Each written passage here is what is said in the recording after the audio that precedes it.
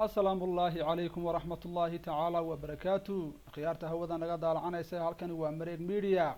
وقلنا مثل هذا وتاريخ تكون بيجان تهي لبض كن كو يلا بعتن كبشي كوباد سجالية طبعا كذي وررك ودار كورونا نمانتو إذا كان وحاكم إذا هاجنا الكينا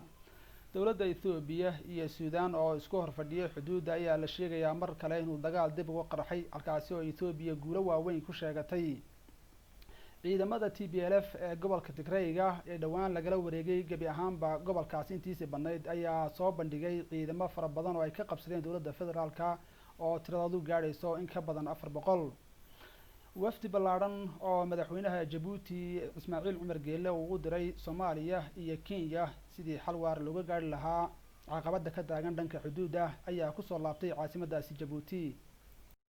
soo noqod wanaagsan khiyaarta hawada naga daalacanaysa ciidamada Ethiopia ee ku sugan xuduudda Suudaan iyo Ethiopia ayaa sheegtay guulo waaweyn inay ka gaadheen dagaalkii shalay ka dhacay gobolkaasi Al-Faqash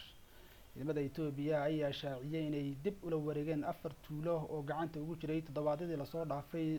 ciidamada dalkaasi Suudaan waxaan la xaqiijinin dhimashada iyo dhaawaca halkaasi ka dhashay balse waxa ay Ethiopia sheegatay inay guul weyn ka gaadhay dagaalkaasi ayna ku gacan sareyso maamulkii gobolka Tigreega ee dhawaan laga saaray gobolka Tigreega ee hormuudku ay TPLF ayaa shalay soo bandhigay ciidamada military oo aad u fara badan oo ay ka qabteen ciidamada dawladda federaalka ciidamadan iyo tiradooda lagu qiyaasay in ka badan 400 ayay ku soo bandhigeen meel u dhow caasimadda ama magaaladaasi Askum inay dib ula wareegi doonaan gabi ahaanba gobolkaasi sida ay hadalka u dhigeen walow ay ku waayeen dagaaladani mas'uuliyiintii ugu sareysay gobolkaasi iyo aasaasiyaashii xisbigaasi TPLF wararkan iyo warar kale oo faahfaahsan waxaan idin kula socodsiin doonaa warkanaga xawanimo hadii ee baraali ka noqdo